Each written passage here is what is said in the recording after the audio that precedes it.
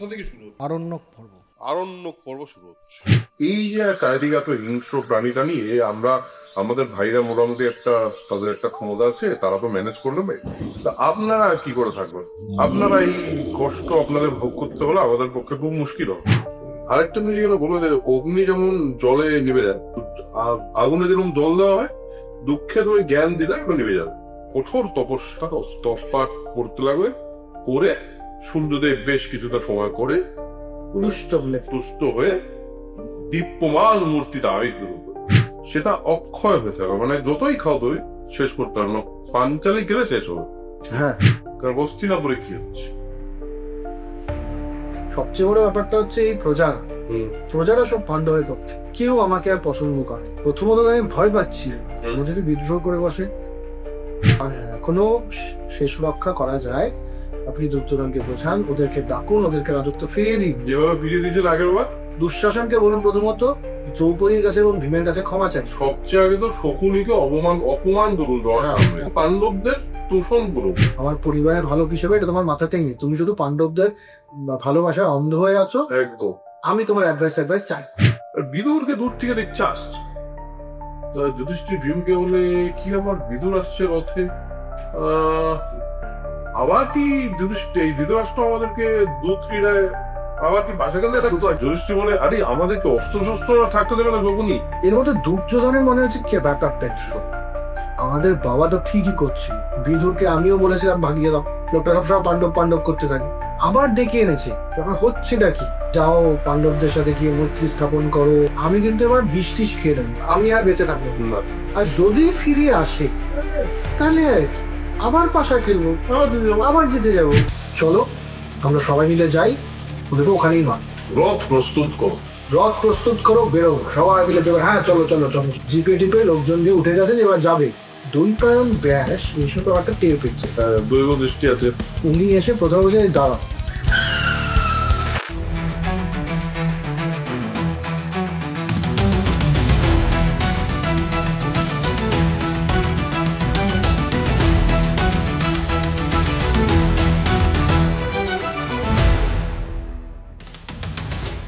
Hello and welcome to soul connection epic. আরেকটা এপিসোডে আপনাদের সবাইকে স্বাগত।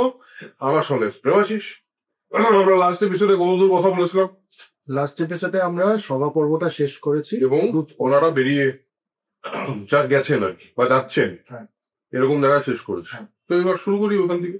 শুরু হচ্ছে আজকে। এবার কোথা থেকে শুরু হচ্ছে? এবার কি পর্ব? আরণ্যক পর্ব শুরু হচ্ছে। আরণ্যক পর্বের শুরুতেই তো এটা হলো যে বেরিয়ে গেছে এরা, মানে পাণ্ডবরা সবাই তো বেরিয়ে গেছে এবং প্রজাকুলের মধ্যে একটা প্রচন্ড অসন্তোষ। তারা ভাবছে যে তারা মানে বিলাপ করছে প্রথমত, এবং ভীষ্ম, বিদুর, দ্রোণ, ধৃতরাষ্ট্র, কৃপাচার্যদের সবাইকে সবার প্রতি মানে রাগ এবং অসন্তোষ প্রকাশ করছে। যেটা কি হলো, এটা আমাদের প্রিয় মান্ডব তাদেরকে এই রাজ্য থেকে বের করে বনবাসে পাঠিয়ে দিলেও তাও এরকম এক বস্ত্রে, এটা তো জাস্ট মানা যাচ্ছে না। এবং তারা তখন পিছু নিলে, বড় সংখ্যার প্রজারা পিছু নিলে পাণ্ডবদের, ওই যে এরা যেখানে যাবে আমরাও সেখানে যাবো, কারণ আমাদের ভয় হচ্ছে। এরা না থাকলে আমরা কি করবো? এরা না থাকলে কি করবো? আর একজন খারাপ রাজার অধীনে থাকার চেয়ে না থাক, মানে এই রাজ্যে থাকা যায় না। হ্যাঁ, যে রাজ্যের রাজার কোনো ধর্মের সেন্স নেই, সেখানে আমরা কি করে থাকি? সেখানে তো আমাদেরও লাইফ রিস্ক হয়ে যাবে। যে হ্যাঁ বন্ধু, ওইটাই বেশি, যে শাসক যদি ফুলিশ হয়, শাসকের বুদ্ধি না থাকে, বুদ্ধিবৃত্তি না থাকে, তাহলে সেই রাজ্যে থাকার কোনো বাধা হয় যে আমরা আপনাদের সাথে চলছি, কারণ এখানে থাকলে আমাদেরও বুদ্ধিভ্রষ্ট হবে। তো আর এখানে বলে যে হ্যাঁ মধ্যমেধার শাসক, মধ্যমেধার শাসকদের সাথে থাকলে পরে মানুষও মধ্যমেধারই তৈরি হবে, মিডিওক্রিটি বেশি বাড়বে। তো আমরা এদের সাথে থাকবো, আমরা ওদের সাথে থাকবো না, আমরা যাবো আপনাদের সাথে যুধিষ্ঠির শুনলেন ব্যাপারটা ওদের থেকে, শুনে বললেন যে না, আমার ব্যাপারটা ভালোই লাগছে, আপনারা যে আমাদের জন্য এত ভালোবাসছেন আমাদেরকে, এটা আমার ভালোই লাগছে, কিন্তু যতক্ষণ ভীষ্ম আছেন, যতক্ষণ বিদুর আছেন, আহ, ততক্ষণ আমার বিশ্বাস যে আপনাদের প্রতি অনাচার কিছু হবে না। তা আপনারা ফিরে যান। আমার অন্যান্য আত্মীয়রা, আমার মা, এরা তো সব এখানেই থাকলো। আপনারা এখানে থাকুন, আমাদের আবার দেখা হবে, চিন্তার কিছু নেই। আমরা ফিরে আসবো, তখন আবার দেখা হবে। আপাতত আপনারা ফিরে যান। যেমন বলে যে এই সবাই খুব শোকে আছে, আপনারা চলে গেলে সেই শোকটা আরো বেড়ে যাবে। হ্যাঁ। আপনারা প্লিজ এটা করবেন না, হ্যাঁ। আপনারা ফিরে যান। ফিরে যান। তো তখন তারা গিয়ে সারাদিন গিয়ে তারপরে একটা বট গাছের নিচে, প্রমাণ বট গাছের নিচে গঙ্গা তীরে কত সময় বসলে, এবং সেই দিনটা এবং রাত পুরো শুধুমাত্র জল খেয়ে তারা কাটিয়েছে, আর কিছু খাবার দাবার জোটেনি তখন। তো এরা গেছে, তো ব্রাহ্মণরা এদের সাথে আছে, এবং রাত্রিবেলা ওই এরা বট গাছের নিচে আছে, জল টল খেয়ে কোনো রকমের রাত কাটাচ্ছে, এবং বেশ কিছু ব্রাহ্মণরা এই অল্প অল্প আলো জ্বালিয়ে ক্যাম্প ফায়ারের মতো করে সবাই রাতটা কাটিয়েছে। সকাল হয়েছে, এবার ব্রাহ্মণরা ভিক্ষার ঝুলি নিয়ে এসছেন যুধিষ্ঠিরের কাছে। ভিক্ষা নেই, কারণ ব্রাহ্মণরা তো ভিক্ষা করেই খাবে, আর কিছু তো করার নেই। তারপর যুধিষ্ঠির এবং এদের মধ্যে একটা কথোপকথন, সেটা বল। হ্যাঁ, এবার ভিক্ষার ছুরিটা এখানে নেই।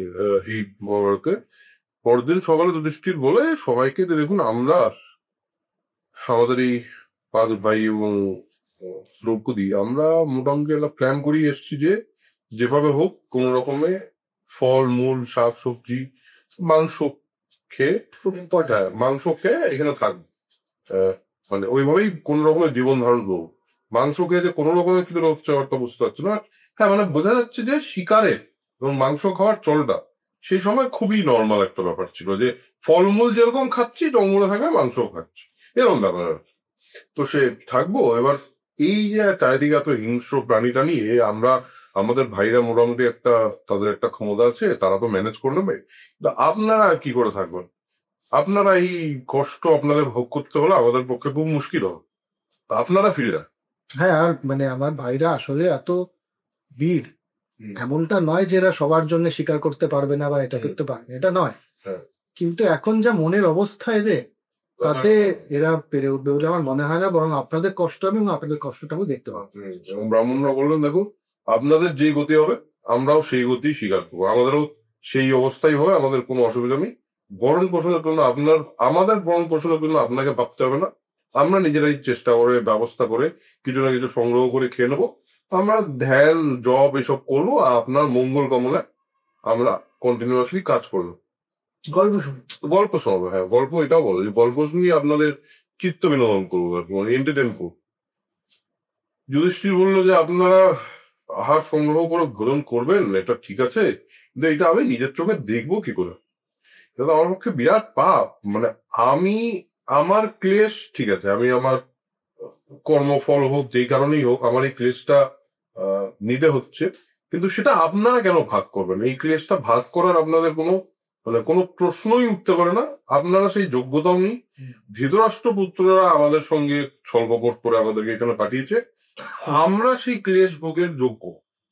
সেই ভোগ সেই মানে আপনারা অ্যাকচুয়ালি আমাদের প্রতি যে স্নেহ, আপনার সেই স্নেহ বসেই কিন্তু আপনারা এই ক্লেশ ভোগ করতে ভাগ চাইছেন, কিন্তু সেটা একেবারেই ঠিক হবে। সেই সময়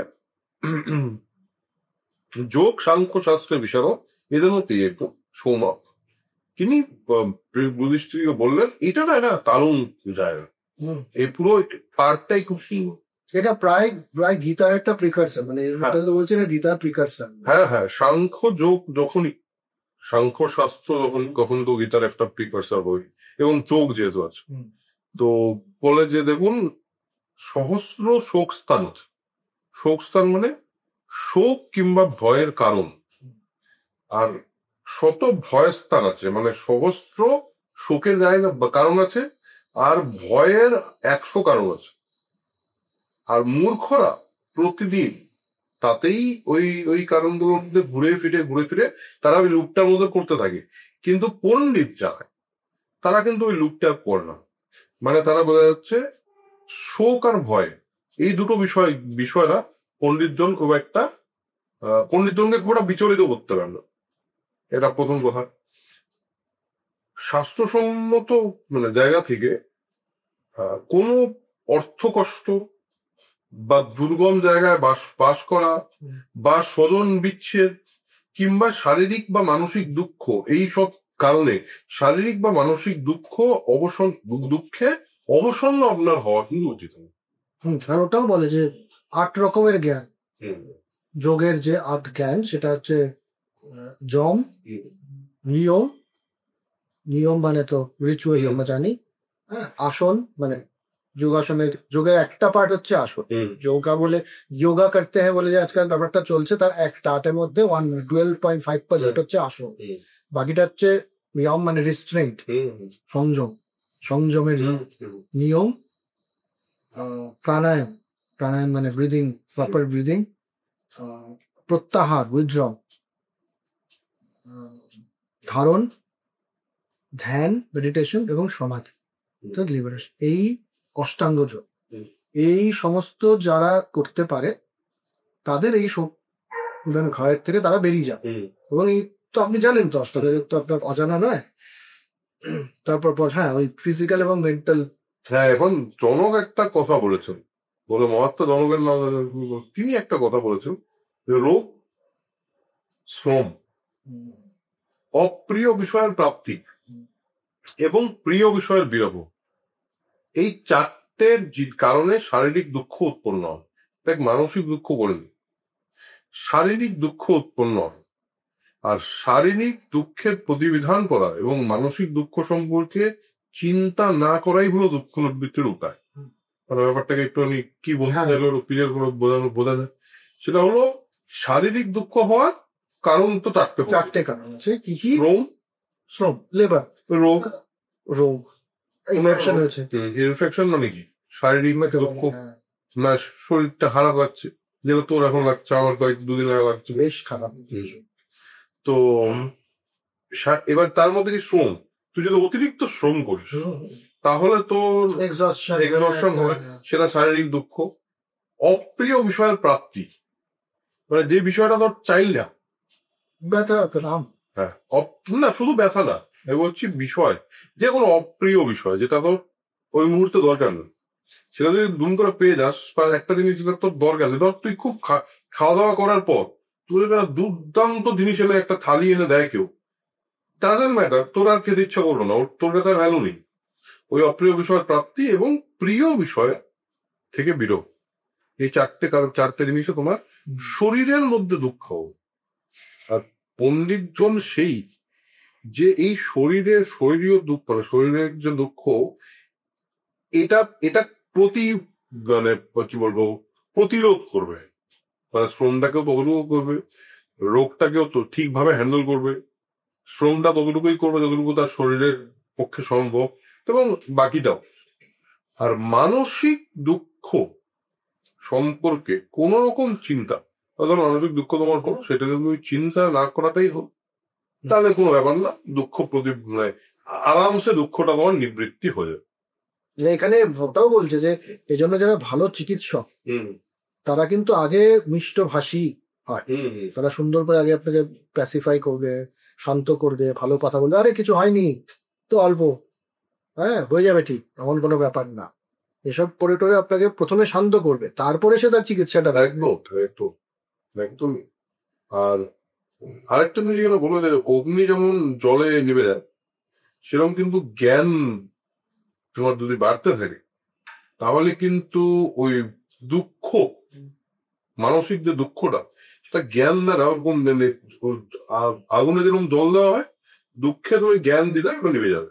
জ্ঞান যোগের কথা যেটা পরে গীতাতে একদমই। আর বলছো মন প্রশান্ত হলে, যদি মন ঠিক থাকে, তোমার প্রশান্ত মানে এটা কি ইম্পর্টেন্ট, যে ঠিক মানে ভালো নেই, কিন্তু প্রশান্ত মানে in a state of piece, যে শান্তির একটা জায়গা, যেখানে আর কোনো কিছু বিচলিত করতে পারছে না, এরকম একটা স্থানে তুমি যদি থাকো, তাহলে কিন্তু শারীরিক কষ্ট ঠিক হয়ে যায়। হ্যাঁ, এবার একটা জিনিস বলেছে, সেটা হলো স্নেহ। স্নেহই কিন্তু মানসিক দুঃখের মূল।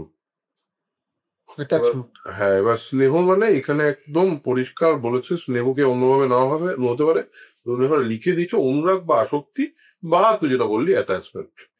অ্যাটাচমেন্ট হলো মানসিক দুঃখের মূল কারণ। দুঃখ, ভয়, শোক আর হর্ষ, হ্যাঁ, সবই স্নেহ থেকে উৎপন্ন হয়, তোমার অ্যাটাচমেন্ট থেকে উৎপন্ন হয়। জ্ঞানী যোগী শাস্ত্রজ্ঞ ব্যক্তি স্নেহে লিপ্তই হন না, মানে অ্যাটাচমেন্টে যান না। আর ওই পয়েন্ট, এই সমস্ত কথা বলার পরে আপনি যদি কোনো বিষয়ে আপনি কিন্তু কোনো বিষয়ে স্পৃহা করবেন না বা স্নেহের বশবর্তী হবেন না কোনো কিছু নিয়ে। যদি ধর্ম চান জীবনে, তাহলে স্পৃহা ত্যাগ, এটা মানে ডিজায়ার। ডিজায়ার ত্যাগ করুন। প্রথমে তার মানে পরিষ্কার এখান থেকে তিনটে জিনিস বোঝা যায়। একটা হলো শারীরিক দুঃখ, মানসিক দুঃখ। শারীরিক দুঃখ প্রশমিত করা আপনার কাজ, মানসিক দুঃখ নিয়ে না ভাবা আপনার কাজ। সেকেন্ড হলো স্নেহ, অ্যাটাচমেন্টের একটা বড় ব্যাপার, অ্যাটাচ না হওয়া। এবং ফোর্থ হলো ডিজায়ারকে নিজের কন্ট্রোলে রাখা এবং সেটা কোনোভাবেই যাতে আপনার উপর হাবি না হবে। বেশ, বলো তারপর। হ্যাঁ, ওটাই তো প্রথমে বলি যে এটা কোনো শেষ ইচ্ছে বা স্পৃহা যদি আসে এবং সেটা নিয়ে যদি বশবর্তী হয়ে মানুষ কাজ করা শুরু করে, সেটা একটা মানে ফেটেল ডিজিজ, সেটা হলো শেষ, আপনাকে পুরো জ্বালিয়ে পুড়িয়ে শেষ করে দেবে। তো এটা কোনো নেই। যেমন যারা বেঁচে আছে তাদের যেমন মৃত্যু থেকে ভয় পায়, তেমনি যাদের সম্পত্তি আছে তারা সবসময় ভয় থাকে তাদের চলে না যায়, যাদের চলে না যায় আগুন থেকে, চলে না যায় চুরি করে নেবে কেউ, আমার আত্মীয় স্বজনরা কেউ চুরি করে নেবে না তো। তো কাজে যা আমার সম্পত্তি আছে সেটার প্রতিও আসক্তি থাকলে পরে শান্তিটা আসবে। আর যাই হোক না কেন, মানসিক শান্তি আপনি পাবেন না। কাজেই এটার জন্য ডিটাচমেন্ট। অনেকে তো এটা নিয়ে আজকাল দিনেও কথা হচ্ছে যে এই যে নিষ্কাম কর্ম, ওটার মধ্যে বলে দিচ্ছি আমরা মনে অনেকেই বলছে ডিটাচমেন্ট অ্যাটাচমেন্ট, তাহলে আমরা বলছি খুব মুশকিল, বলছে হ্যাঁ তাহলে আর কেন করছি। প্রবলেমটা আবার যেটা মনে হয় সেটা হচ্ছে যে ওটা থাকলে পরে তুমি এনজয় করতে পারবে না। হলো প্রচুর সম্পত্তি, সবসময় ভয় আছো কি জানি কি করে কমে গেল কিনা, কোথেকে চুরি হয়ে গেল কিনা। তো তাতে করে লাভ নেই। আলটিমেটলি তো উদ্দেশ্যটা হচ্ছে শান্তিতে থাকা, সেটাই তো হয়ে উঠবে। দেখো তো এবং বলছে যে সম্পত্তি পেলে পরে টাকা পয়সা ইত্যাদি, এটাকে ধরে রাখার যেমন একটা টেনশন আছে, কিন্তু এটা খরচা করলেও টেনশন হয়। খরচা হয়ে যাচ্ছে, এক্সপেন্ডিচার বলছে খরচা হলে পরে কেউ সুখী হয়। ইস, আমার 100 কোটি টাকা ছিল, তার থেকে 1 লাখ টাকা চলে গেল, এটাও দুঃখ হয় আর কি। হ্যাঁ, ওটা কোনো সুখ দিতে পারে না মানুষ। ওটা এমন একটা তৃষ্ণা যেটার কোনো নিবৃত্তি এবং শেষ হবে না। এই জন্য এগুলোর প্রতি আপনি একদম করবেন না, এগুলো নিয়ে ভাববেনই না। হ্যাঁ, তো যুধিষ্ঠির বলছে না ঠিক আছে, আমি তো একদম বুঝতে পারছি, আমিও চাই না যে আমার সম্পত্তির প্রতি আমার কোনো আসক্তি সেভাবে নেই। আমার শুধু এটাই উদ্দেশ্য যে আমি তো গার্হস্থ্য জীবনে দিয়েছি। এটা ডায়লগ কিন্তু এখানে দেখ ইন্টারেস্টিং, যেটা এখনো লোকে বলে যে হ্যাঁ তা কি, তাহলে কি সম্পত্তি হবে না গার্হস্থ্য জীবনের, যেহেতু আমি সন্ন্যাসী হয়েও সবাই কি পারে? একই কথা বলছে। এবং ওখানে প্রথমে বলেছে যে আমার কিন্তু অর্থ কামনা যেটা করি সেটা হলো ব্রাহ্মণদের ভরণ পোষণের জন্য, নিজের লোভ নেই কিন্তু আমার কোনো। ব্রাহ্মণদের ভরণ পোষণ প্রথম কথা। দ্বিতীয়ত হচ্ছে আমি গৃহস্থ। হ্যাঁ, গৃহস্থ, এবং আমার ঘরে সামনে কেউ এসে আমি চলে না পেয়ে কিছু, এটা হচ্ছে আমার উদ্দেশ্য। এই উদ্দেশ্যটা থেকে এবং আমার কোনো অসুস্থ মানুষকে যদি আমি সেবা করতে পারি, এইগুলোর জন্য তো আমার সম্পত্তি দরকার। আমার তো সম্পত্তি বা টাকা পয়সা যাই হোক, সেগুলো আমার নিজের জন্য অ্যাটাচমেন্টটা বড় কথা নয়। যারা আসলে তৃষ্ণার্ত ফিজিক্যালি, তাদেরকে আমি একটু জল খাওয়াতে পারছি। হ্যাঁ, যারা ক্ষুধার্ত তাদেরকে আমি একটু খাবার দিতে পারছি। এবং এখানেই উনি বলেন যে যুধিষ্ঠির বলেন যে একা একা খাওয়াটা কোনো কাজের কথা। কোনোদিনই কোনো গারস্থের আমি যাই, কোনোদিনই কোনো গারস্থের একা খাওয়া উচিত। সব সময় পোষ্যদেরকে এবং তাদের পালকদেরকে, গেস্টদেরকে, এর সময়কে খাবার দিয়ে তারপরে যেটা বাঁচবে সেটা, এটা হচ্ছে আইডিয়া, এটা হচ্ছে গৃহস্থর আইডিয়া।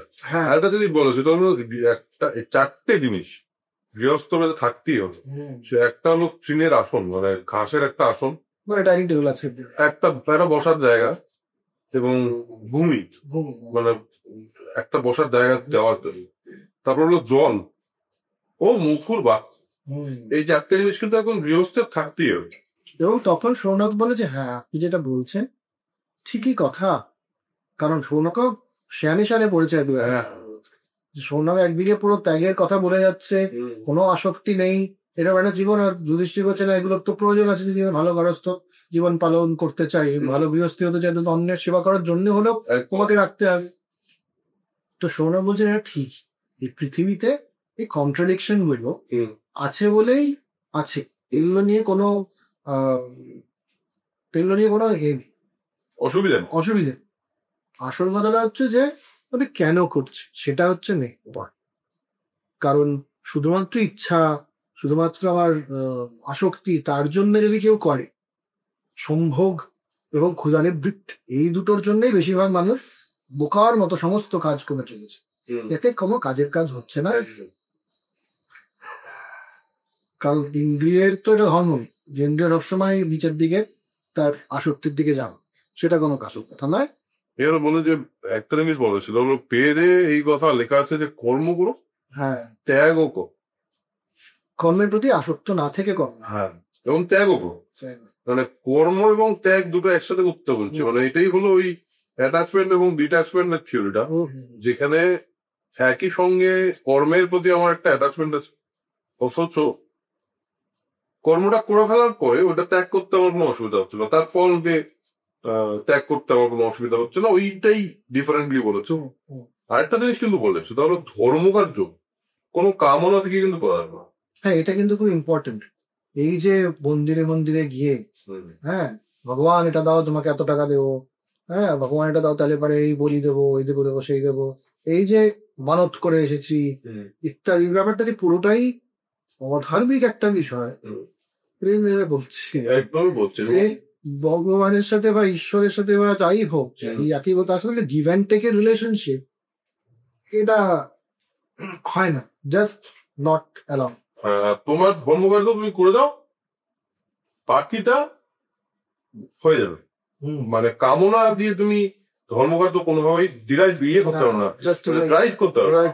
আরেকটা জিনিস বলে সেটা হলো ব্রাহ্মণদের বরণের জন্য আপনি তপ ও যোগের দ্বারা সিদ্ধি লাভের চেষ্টা করুন। বলছে সিদ্ধ ব্যক্তি যা ইচ্ছে করে তপস্যা তাই করতে হয়। তো আপনি এখন যে বলছেন ব্রাহ্মণদের বরণ টোরণের জন্য আমি ধন লাভ করবো, ব্যাপারটা কিন্তু ওরকম না। সুতরাং সিদ্ধ হও, সিদ্ধি লাভ করছি। আর যুধিষ্ঠির তার ভাইদের কাছে গেল, গিয়ে বমুকে বললো মানে দেখো বিপদে পড়েছি, মানে আমার সঙ্গে এতগুলো ব্রাহ্মণ বেদজ্ঞ ব্রাহ্মণ যাচ্ছে, তাদের কিচ্ছু আমি করতে পারছি না, তাদের জন্য কি বলবো বলুন তো। দৌম বেশ কিছুক্ষণ চিন্তা করে বললো যে দেখো তোমার কি মনে হয় এই পৃথিবীটা তখন তৈরি হচ্ছিল তখন অন্ধকার ছিল, কিছুই ছিল না। তো পৃথিবী তৈরি হওয়ার করে সূর্যের কিরণ এসে পৃথিবীতে পড়ে এবং তারপর সমস্ত কিছু সূর্যের কিরণের জন্য তৈরি হয়। তার মানে সমস্ত পৃথিবীর প্রাণীদের প্রাণ ধারণের জন্য যিনি অন্নদাতা তিনি হলেন সূর্য, তাছাড়া আর কেউ। মানে পুরো ডিটেইলে বলে ব্যাপারটা যে প্রথম যখন প্রাণী সৃষ্টি হয় তাদের ক্ষুধার্ত ছিল, তখন সূর্য এসে তাদেরকে খাদ্যের মধ্যে মানে ইয়ের দ্বারা গাছের দ্বারা তাদের মধ্যে খাদ্য উৎপাদন করে, এবং সমস্তটা হচ্ছে সূর্যের এনার্জি। একদম সূর্যের যে এনার্জি তেজ আর কি, সূর্যের তেজটাই সমস্ত জীবকুলের মধ্যে খাদ্য হয়ে ঘোরাফেরা করছে। মানে আমাদেরকে অনেকে উল্টো ভাবে বলেছে যে আমরা বেশি স্ট্রেচ করছি লজিকটাকে, কিন্তু এই ব্যাপারটা কিন্তু আরো কমপক্ষে 1000-1500 বছর পরে সাইন্টিফিক এতে এই ব্যাপারটাই প্রমাণ করতে হয় যে the solar energy is the root cause of every food. হ্যাঁ, কারণ যে কোনো ইয়ে না থাকে। ইনফ্যাক্ট আমি বলছি যে মাইক্রো অর্গানিজম যারা তৈরি হচ্ছিল তখন তলার নিচে সূর্যের আলো না গেলে তারা তৈরি হতো না। তো তাই হোক, মানে সেটা তো সত্যি, এবং এটা পরিষ্কার ভাবে খুবই ডিটেলে বলেছে। ডিটেলে বলা হয়েছে, এটা শুধু একটা জায়গায় ছোট্ট করে বলে দিচ্ছি, সেটাকে এক্সটেন্ড করছি না, এটাই না একদম। যে তার মানে এই আইডিয়াটা ছিল সেই সময়, এবং বলেছে যে তিনি হলেন অন্য স্বরূপ। তো তুমি তার স্মরণাপন্ন হও। হুম। ধৌমর সূর্যের মানে অষ্টোত্তর শতনাম 108টা নাম শিখিয়ে যুধিষ্ঠিরকে বলে যে তুমি নৈবেদ্য পুষ্প নিয়ে তুমি সূর্যের পূজা হোক, এবং যুধিষ্ঠির সেটাই করা শুরু করে, সূর্যের পূজা শুরু করে এবং কঠোর তপস্যা তপপাঠ করতে লাগবে। করে সূর্যদেব বেশ কিছুটা সময় করে তুষ্ট হয়ে দীপ্যমান মূর্তিটা আবির্ভূত করে। অবভিয়াসলি সূর্য তো তিনি দীপ তো দীপ্যমান তো হবেনি। তো বলো রাজা তোমার তো অবশিষ্ট আছে, সব তুমি পাও, এটা নিয়ে তুমি নিশ্চিন্ত থাকো। বনবাসের এই যে 12 বছর, এই 12 বছর আমি তোমাকে অন্যের সংস্কার দেব, এটা আমার দায়িত্ব বলে একটা তামার থালি দেয়। এখানে একটু আমি তোকে কাটছি, কারণ আবার যে আমি তোমাকে খাবার সংস্থান দেব বললে পরে 4 রকমের খাবারের কথা বলা হচ্ছে: ফল, হ্যাঁ হ্যাঁ হ্যাঁ, একদম। মূল, আমি সবজি শাকাদি এবং আমিষ, মানে মাংস। একদম একদম। সূর্যদেবী দিচ্ছেন, কাজেই কোনো এটার মধ্যে হ্যাঁ হ্যাঁ কোনো রকম একদম। এ নেই। আর এই যে তুই বললি তামার পাত্রটা দেওয়া হয়, এটা আমার এই ভার্সনটাতে, এটা ভান্ডারকার ইনস্টিটিউটের রিডাক্টেড ভার্সন আর কি, যেটাকে ক্রিটিক্যাল ভার্সন বলে, সেখানে নেই এবং ওটা লিখছে যে এটা বিভিন্ন রিজনাল ভার্সনে এই তামার পাত্র দ্রৌপদী মানে দেয়ার উল্লেখটা আছে। তো সেই পার্টটা তুই বল। হ্যাঁ, তামার পাত্র দেওয়া হয়। বলছে পাঞ্চালী এই তামার পাত্রতে নিয়ে ফল, মূল, আমিষ আর শাকাদি রন্ধন করতে পারবে।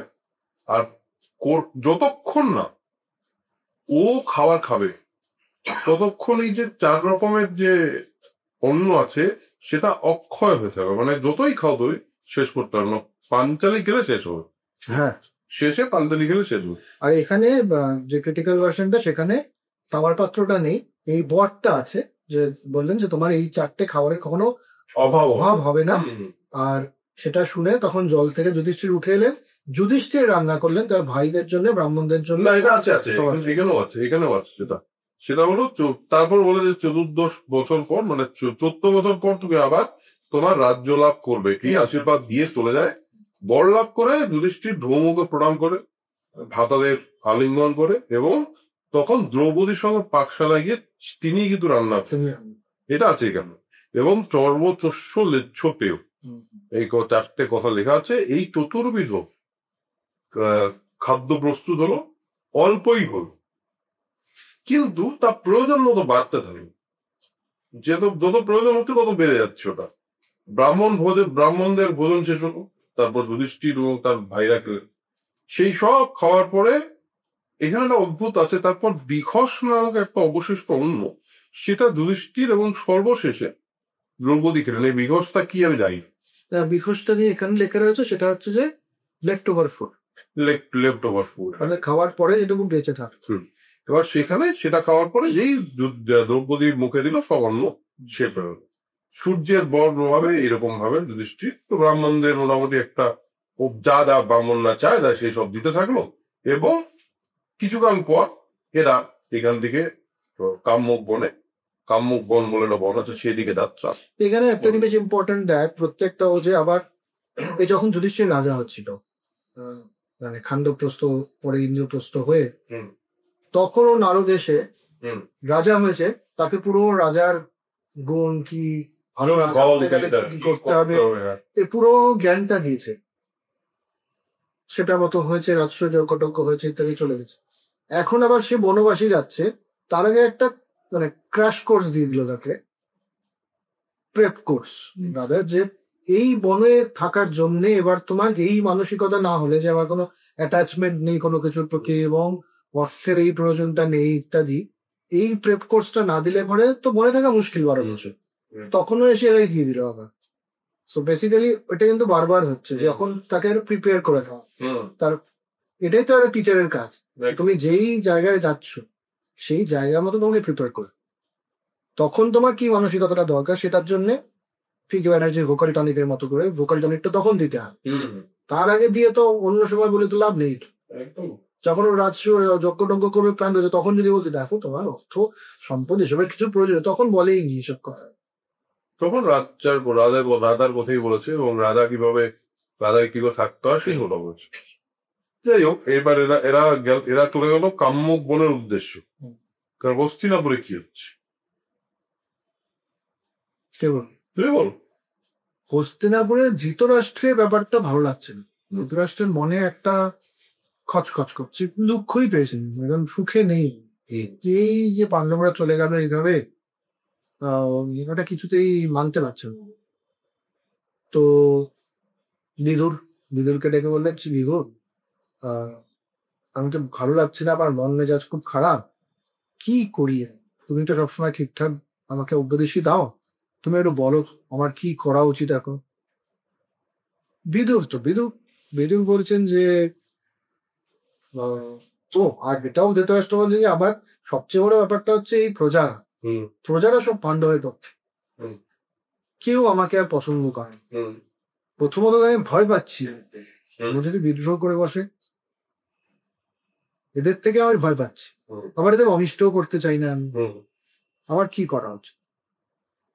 তো তখন বিদুর বলেছেন যে দেখুন, যেটা হয়েছে এটা ঠিক হয়। এই যে পাণ্ডবকে পাঠিয়ে দেওয়া হলো বনে, এবং এই যে দুধ ক্রীড়ার করে সক্ষতা করে পাওয়া হলো, তারপরে যে সমস্ত সম্পত্তি নিয়ে নেওয়া হলো, রাজত্ব নিয়ে নেওয়া হলো, দ্রৌপদীকে এভাবে অপমান করলে, ব্যাপারটা কোনটাই ঠিক হয়নি। আপনার ছেলেরা বিপদগামী হয়ে এসব সমস্ত কার্য করছে, এবং আপনিও তখন কোনো ভূমিকা পালন করেন। এরা একটা জিনিস বলেছে, সেটা হলো অর্থ কাম ও মোক্ষ। ত্রিবর্গের মূল হলো ধর্ম। হ্যাঁ, তো যেটা রাজ্যের মূল কিন্তু ধর্ম। সেই ধর্মকে জাস্ট মানে পাত্তা না দিয়ে শকুনি কিন্তু এই ঘটনাটা ঘটিয়েছে আপনার সামনে, এবং আপনি নিন্দাও করেন, আপনি সেই দিন নিন্দাও করেন। এবং এটার ফলে যেটা হয়েছে, আমি আগেও বলেছি এখনো বলছি, যে এই কুরুবংশ কিন্তু ধ্বংস হয়ে যাবে, আপনার ছেলেরাই ধ্বংস হয়ে যাবে। কারণ এরা সবাই বীর। গান্ডীব রয়েছে অর্জুনের কাছে, ভীম সমস্ত বড় বড় যোদ্ধাদেরকে হারিয়েছে, সবাই বড় বীর যোদ্ধা। এরা যখন ফিরে আসবে তখন কি হবে? আপনার শতপুত্রই মারা যাবে। এখনো এখনো শেষ রক্ষা করা যায়। আপনি দুর্যোধনকে বোঝান, ওদেরকে ডাকুন, ওদেরকে রাজত্ব ফিরিয়ে দিন, যেভাবে ফিরিয়ে দিয়েছেন আগের বার সমস্ত সম্পত্তি ফিরিয়ে দিন। এবং দুর্যোধনকে বলুন, দুঃশাসনকে বলুন প্রথমত দ্রৌপদীর কাছে এবং ভীমের কাছে ক্ষমা চাই। সবচেয়ে আগে তো শকুনিকে অপমান করুন, অপমানরে পাঠিয়ে দিন এবং পাণ্ডবদের তোষণ করুন, এইটা করতেই হবে। আর দুঃশাসনকে বলুন ক্ষমা চাই, একদম সবার সামনে ক্ষমা দেন। আর দুর্যোধনকে বলুন যে এদের সাথে যেন ভ্রাতৃসুলভ অ্যাটলিস্ট একটা পিসফুল কোএক্সিস্টেন্সের জায়গায় আসে। এরকম যদি হয় তাহলেই একমাত্র বাঁচার কোনো সম্ভাবনা আছে, নইলে পরে কিন্তু প্রভূত। শুনে ধৃতরাষ্ট্র কাছে খেপে, কি ব্যাপারটা? আমি তোমাকে বলছি আমার দুঃখ, তুমি আমার ছেলেদের বিরুদ্ধে কথা বলছো, সবসময় পাণ্ডবদের পক্ষ নিয়ে কথা বলে, এটা কিরকম কথা? আর দেখতে ব্যাপার বলে তুমি দুধ সবাই দাদা বলেছিল, আবার সেম অ্যাডভাইস কি এমনি দিতে আসতাম তোমার, একই কথা বলছো। তোমার আমার তো মনে হচ্ছে আমার ভালো কিসে হবে, আমার পরিবারের ভালো কিসে হবে, এটা তোমার মাথাতেই নেই। তুমি শুধু পাণ্ডবদের ভালোবাসায় অন্ধ হয়ে আছো। একদম। আমি তোমার অ্যাডভাইস চাই, তোমার পরামর্শ আমার দরকার নেই। তোমাদের এই অ্যাডভাইজার পদ থেকে নিষ্কৃতি দিলাম, তোমার যেখানে বুঝি চলে যাও। বলে গট করে ভেতরে চলে গেছে। এবার বিদুর হতাশ হয়ে গেছে। হতাশ হয়ে কি করবে? পাণ্ডবদের উদ্দেশ্যে রওনা দিল, এখানে আমার বের করে দিল, আমাদের তো আছেই পাণ্ডবরাই, পাণ্ডবদের প্রতি ওদের ভালোবাসা আছে। তো কাম্যক বনে ওরা অলরেডি পাণ্ডবরা কিন্তু কাম্যক বনে পৌঁছে গেছে। সে মরু প্রদেশের একটা পাশের জায়গা, সেখানে কিছুক্ষণ বিশ্রামের পরে মণিগণের সঙ্গে বসবাস করছে। আর বিদুরকে দূর থেকে দেখছে আসছে। যুধিষ্ঠির ভীমকে বলে, কি আমার বিদুর আসছে রথে, আবার কি এই ধৃতরাষ্ট্র আমাদেরকে দুধ ক্রীড়ায় আবার কি বাসা গেলে দ্বিতীয়বার হতেই পারে, আবার আসছে। যুধিষ্ঠির বলে, আরে আমাদেরকে অস্ত্র শস্ত্র থাকতে দেবে না শকুনি, ওটাও কি জিতে নেবে? কারণ যুধিষ্ঠির কি জানে যে একবার যদি বলে বাসা গেলে দেখেছে, না করতে পারবে না, দুবার হয়েছে অলরেডি। তো এইসব হতে হতে যে বিদুর এসে পৌঁছায় এবং বিদুরকে সংবর্ধনা করা হয়, বসানো সাজানো হয়। বিশ্রামের পর বিদুর বলে, আর বোমা, আমার দাদা যুধিষ্ঠির এই ধৃতরাষ্ট্র গিয়ে আমাকে বলেছিল ভালো কথা কিছু বলতে। আমি তো মানে দাদা বললাম, তাদের খুবই রেগে গেল, রেগে গিয়ে আমাকে বাইরে পাঠিয়ে দিল। বললো যেখানে ইচ্ছে চলে যাও। আর বললো রাজ্য শাসনের জন্য আমার থেকে আর কোনো সাহায্যই নাকি চাই না। যুধিষ্ঠির বলে যে, সরি, বিদুর বলছে যে দেখো যুধিষ্ঠির, আমি এখন রাজ্য থেকে ছাড়া করে দিয়েছে আমাকে, কি করবো আমি এখন, তোমাকে শুধু বুঝে দিতে এসছি, আর তো কোনো উপায় নেই আমার কাছে। তোমাকে দাদা আগে বলেছিলাম, আরেকবার সেটা রিপিট করি, যেটা হলো শত্রু দ্বারা যতই নির্যাতন হোক, তুমি যদি সহিষ্ণু হয়ে ঠিক সময়ের জন্য ওয়েট করো, তাহলে কিন্তু সে একাই সমস্ত পৃথিবীর অধীশ্বর হতে পারে, যে এটা করতে পারে। শত্রুতাই হোক, আমি একদম নিজের মতো করে ঠিক থাকবো, সহিষ্ণু থাকবো, এবং ঠিক সময় আমি তার রিপ্লাই দেবো। এটা যদি করতে পারো তাহলে ঠিক আছে। আরেকটা জিনিস বলেছে, তখন যারা তোমার সহায়, তাদের সমভাবে তোমার সঙ্গে বিষয় ভোগ করতে দিতে হবে। এবং একা যদি তুমি কোনো কিছু ভোগ করতে দাও তাহলে কিন্তু মুশকিল। আর সহায়করা কিন্তু সমভাগে, যেরকম সুখের ভাগিদার হয় যখন, তখন কিন্তু দুঃখ যখন তোমার হবে, তখন দুঃখের ভাগিদার কিন্তু তারা হবে। সুতরাং মাথায় রেখো, সহায়দের রাখা কিন্তু খুবই খুবই ঠিক। আর বলছে সহায় সংগ্রহ, এই ব্যাপারটা ওই বিশ্বনদী আমি বললাম, আমিও বলি আর্ন ইজ ইকুয়াল, মানুষ রোজগার করে, এটা তাই বলছে যে সহায়দের তুমি সংগ্রহ করতে হবে, তাহলেই কিন্তু রাজ্য লাভের উপায় থাকে। আর বলছে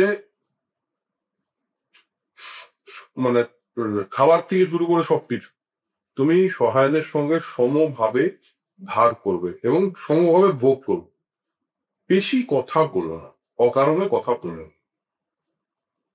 আর আত্মশ্লাঘ, আমার নিজের উপর বিরাট ভালো লাগা তৈরি হয়ে গেলো, এটা কোনোদিনও করবে না। রাজা এরকম হয়ে সমৃদ্ধি লাভ করবে।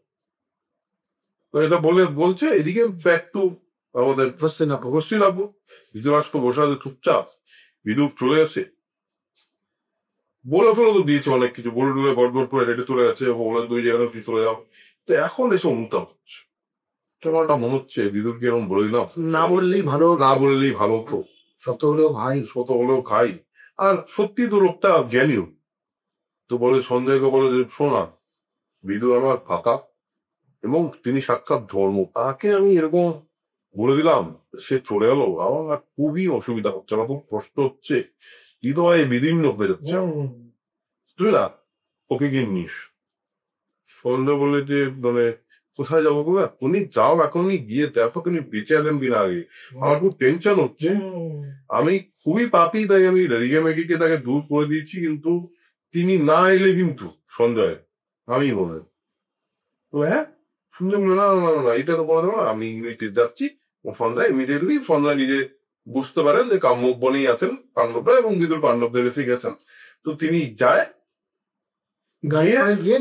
নিয়ে আসে, পরিষ্কার বলে যে কর্তা রাজা ধৃতরাষ্ট্র আপনাকে স্মরণ করেছে এবং পাণ্ডবদের অনুমতি নিয়ে আপনি তাড়াতাড়ি চলুন বলে নিয়ে চলে আসেন।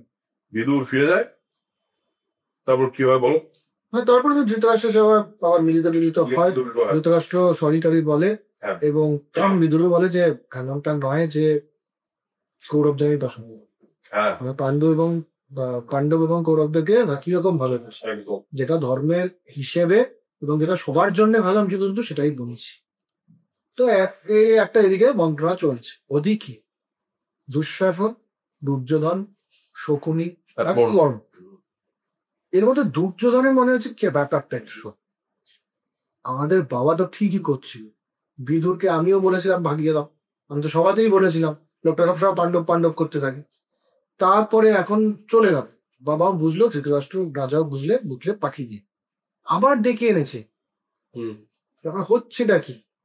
এবার কি আমাকে ডেকে বলবেন যে যাও পাণ্ডবদের সাথে গিয়ে মৈত্রী স্থাপন করো, ওদেরকে সমস্ত রাজত্ব ফিরিয়ে দাও, এসব কথা বললে এবং রাজত্ব ফিরে গেলে আমি কিন্তু আর ঠিক থাকতে পারবো না। আমি কিন্তু এবার বিষ খেয়ে নেব, বিষ খাবো বা আগুনে আত্মাহুতি দেবো বা আমি ঝুলে পড়বো, আমি আর বেঁচে থাকবো না। আবার ফিরিয়ে দেওয়ার টান ধরছি কিন্তু ভালো আছে। আমি এসব ইয়ে করবো না।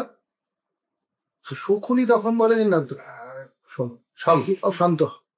এসব কিছু হবে না। আমি যতদূর পাণ্ডবদের চিনি তারা এক কথার মানুষ।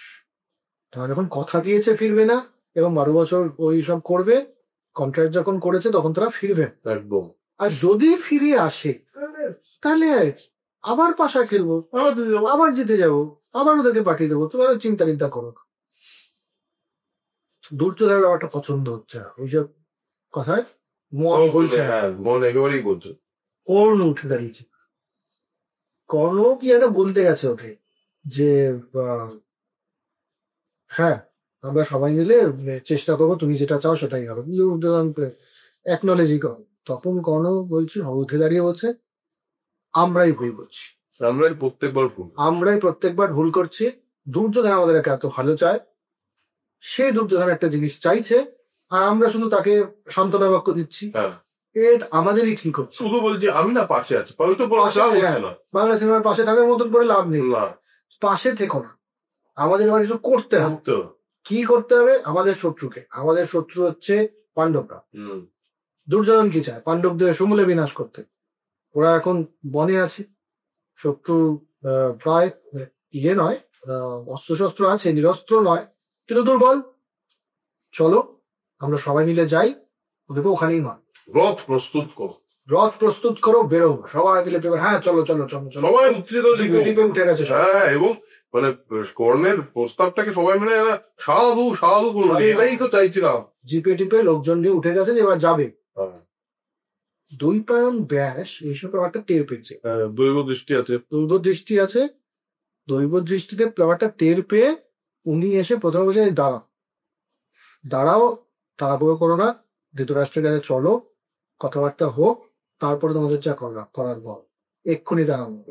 তারপর কি ও এখানে আছে যে ধৃতরাষ্ট্রের কাছেই যায়, ডিটেক্ট এদের কাছে যায় না, কারণ বোঝে যে এরা তো একটা অন্যই জোনে আছে, এখন তো ওরা এখন বেরোবে, এখনই মারবে।